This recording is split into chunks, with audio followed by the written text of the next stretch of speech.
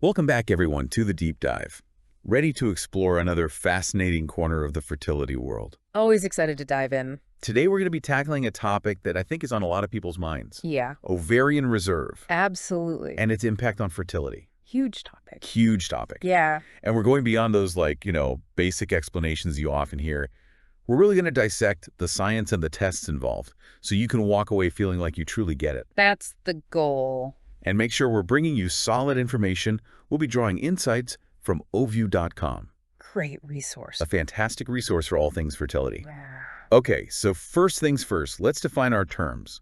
What exactly is ovarian reserve? I hear this term thrown around all the time, but not sure I totally grasp it. It's a great question. A lot of people don't. Simply put, ovarian reserve refers to the number of eggs or oocytes you have in your ovaries. Okay. You can think of it as your potential egg supply for the future. So more eggs, the better. Right. Well, not quite that simple. It's like any resource. Both quantity and quality matter. Ah. Uh-huh. What's fascinating is that a female fetus actually has the highest number of oocytes, around 4 to 5 months of gestation.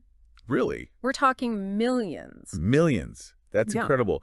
But, I mean, if we start with so many, why does it even matter? Because from that point on, the number of eggs naturally declines throughout a woman's life. Got it. Think of it as a ticking clock. Okay. By birth, a baby girl will have significantly fewer oocytes, maybe around 500,000 to 1 million. Mm-hmm. And as puberty hits and you enter your reproductive years, that number just keeps going down. Okay, so this decline is happening all the time. But when do we start to see it affect fertility? Like, how do doctors even know how many eggs someone has left?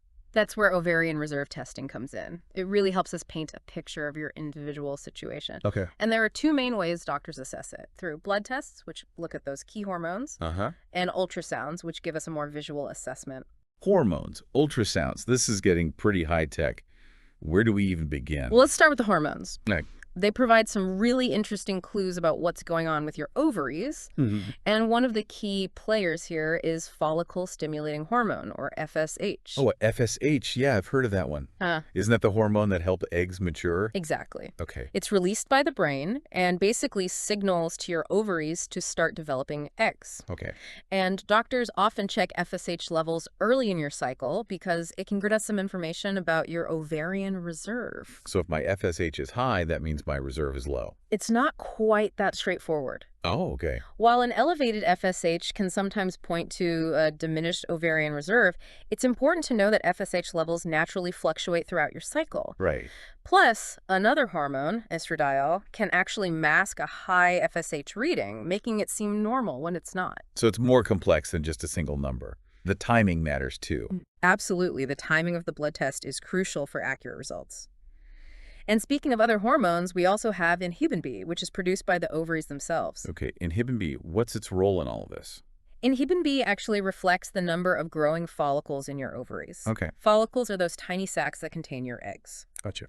So higher inhibin B levels generally suggest a healthy number of developing follicles, which is good news for your reserve. Okay, so high inhibin B, good. High FSH needs more context.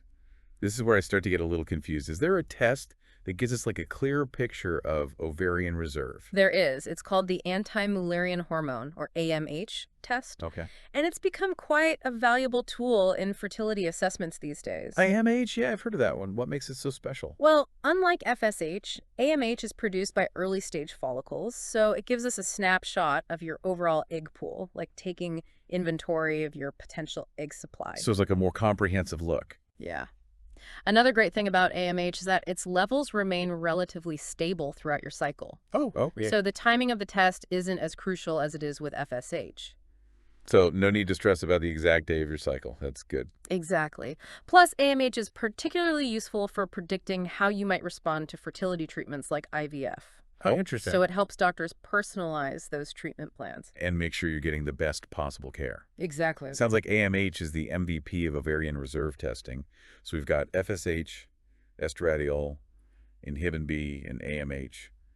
Are there any other hormones involved here? There's one more we should discuss. Yeah. And it plays a vital role in ovulation.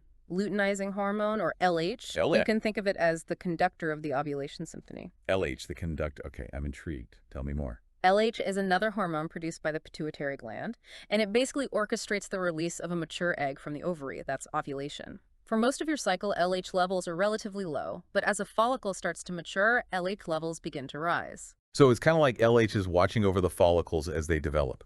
What happens when the follicle is finally ready? When that dominant follicle reaches just the right size, usually around the middle of your cycle, LH secretion surges dramatically.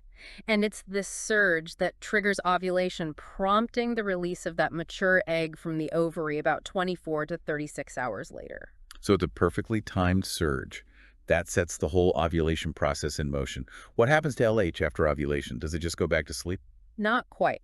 After the egg is released, the empty follicle transforms into something called the corpus luteum. Corpus luteum. And this corpus luteum plays a crucial role by starting to produce progesterone. Progesterone. Ah, yes, we've heard that name before. It's important for pregnancy, right? Exactly. Progesterone is essential for preparing the lining of your uterus to receive a fertilized egg. It's like getting the nursery ready for a potential baby. And if pregnancy occurs, the corpus luteum keeps producing progesterone to support those early stages. That makes sense. What if pregnancy doesn't happen? What happens to the corpus luteum and progesterone then? Well, the corpus luteum has a lifespan of about 2 weeks, and if pregnancy doesn't occur within that time frame, it starts to shrink and progesterone levels drop. And this drop in progesterone is what triggers the start of your period, and the cycle begins anew. Wow, it's like a beautifully choreographed dance of hormones. hmm But back to LH for a moment. You mentioned doctors can test for LH levels. Why would they do that? The LH test can be particularly helpful for women who have irregular cycles, as it can give us a clearer picture of when ovulation is actually happening. So it's like a more precise ovulation tracker. Exactly. It can also help investigate cases where LH levels might be abnormally high, which could indicate that the follicles aren't functioning as they should. So it's a valuable tool for understanding what's going on with ovulation and overall reproductive health. Precisely. Often, doctors will use the LH test in conjunction with other fertility tests, like tracking basal body temperature or doing ultrasounds to get a more comprehensive view. Okay, so we've covered the key hormones involved in ovarian reserve and ovulation. FSH, estradiol, inhibin B, AMH, and now LH. It's amazing how they all work together. But you mentioned ultrasounds earlier. How do those fit into the picture? Ultrasounds provide a visual assessment of your ovaries, allowing doctors to actually see and count the follicles. One of the most important ultrasound tests is the antral follicle count, or AFC. AFC, that rings a bell. Didn't we touch upon that in part one? Yes, we did. And it's worth diving a little deeper into because AFC can tell us a lot about your fertility potential. Okay, I'm ready for the deep dive. Let's talk AFC. Okay, let's unpack this AFC. What exactly is involved in this test? So AFC uses a transvaginal ultrasound to get a really clear view of your ovaries. Okay. It involves inserting a small probe into the vagina so the sonographer can meticulously count the number of antral follicles present. Antral follicles, those are the ones that are just starting to develop, right? Exactly. So more follicles mean more potential eggs. Generally speaking, yes, a higher AFC is a positive sign. It suggests a greater pool of potential eggs, but it's Right. not just about the sheer number. The size and quality of those follicles are also really important. So it's not a simple, like, more is always better situation. There's nuance to it. What kind of information does the AFC give doctors? Well, AFC helps doctors predict how well you might respond to fertility medications. Okay. For instance, a very low AFC could indicate a poor response to those medications, potentially leading to a canceled IVF cycle. That's definitely valuable information to have up front. So you're not going through a treatment cycle that might not be successful. What about a moderate AFC? A moderate AFC suggests there's a chance of a low response to fertility medications. Yeah. It doesn't mean it's impossible to conceive, but it might require some adjustments to the treatment plan. So doctors would look at the AFC and tailor the treatment accordingly. Okay. What's considered a high AFC, and is that always a good thing? Well, a high AFC could mean your ovaries might be a bit too enthusiastic in their response to medications. And this can lead to a complication called ovarian hyperstimulation syndrome, or OHSS. Oh, OHSS. That doesn't sound good. Is it serious? It can be uncomfortable, but it's usually manageable with careful monitoring and treatment. Okay. The key is to find that sweet spot, a healthy number of follicles that respond well to medication without overdoing it. It was all about balance, as with most things in life, right?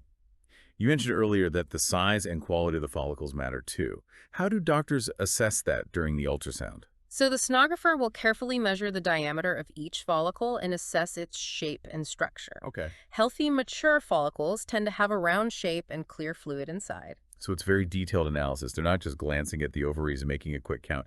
They're really scrutinizing each follicle. Precisely, they're looking for signs of healthy follicle development. Uh-huh. And the health of those follicles can give us clues about the potential quality of the eggs they contain. It sounds like AFC is a pretty comprehensive assessment. We've also talked about ovarian volume, which is essentially the size of the ovaries. Does that factor into fertility as well? It can. Ovarian volume tends to decrease with age, so smaller ovaries may indicate a lower ovarian reserve. It's another piece of the puzzle that doctors consider when assessing fertility potential. It seems like there's a lot more to ovarian reserve testing than I initially realized. It's quite involved. It is, but understanding your ovarian reserve is a crucial step in your fertility journey. It allows you to make informed decisions and work with your doctor to create a personalized plan. Speaking of information, oview.com has been a fantastic resource throughout this deep dive. It's a treasure trove of knowledge for anyone wanting to learn more about ovarian reserve and fertility. It is a great resource. Knowledge really is power when it comes to making decisions about your reproductive health. This has been a fascinating deep dive. We've gone from the basics of ovarian reserve to the intricacies of hormone testing and ultrasounds.